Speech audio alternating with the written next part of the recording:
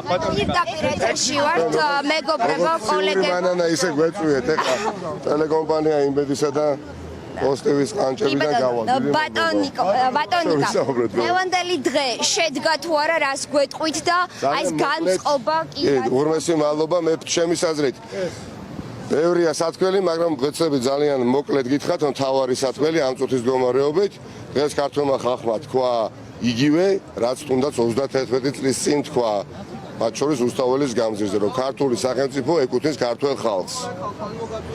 ის რაც ითქვა თუნდაც 31 წლის წინ. დღეს ასევე ქართულმა ხალხმა თქვა, რომ ქართულ სახელმწიფოსთან ვეღარ იქნება თავსებადი ოლიგარქი ივანიშვილი.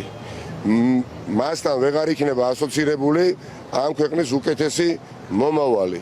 სწორედ მაშინ, როდესაც ძალიან დიდი საფრთხე იგრძნო, არა დაინახა, იგრძნო ქართველმა ერმა, ყველაზე დიდ ღირებულებას დაემუქრა საბოლოო საფრთხე მომაკვდინებელი იერიშის მიტანის შემდეგ ივანიშვილის მხრიდან აი თაობები გამოვიდნენ და მივიღეთ პრაქტიკულად გადაწყვეტილება საბოლოო გადაწყვეტილება 24 რიცხვში იქნება ცნობილი თუ რა გეგმით უნდა იაროს საზოგადოების დიდმა ფართო ნაწილმა ივანიშვილის რეჟიმის დასამარცხებლად.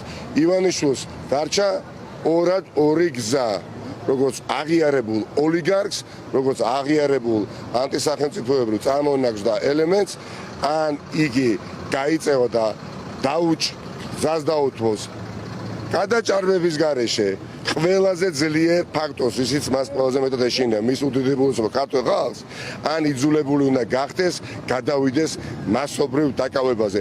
დაკავებაზე დაჭერზე გააკეთებს, შესწევს ამის უნარი, ბუნებრივი არ შესწევს. ბუნებრივი ამაზე ვერ გააკეთებს. ამიტომ ბიზნეს ივანიშვილს მოუწევს ფარხმალის, ოლიგარქიული ფარხმალის დაყრა და გზის დათმობა მომავალი თაობებისთვის.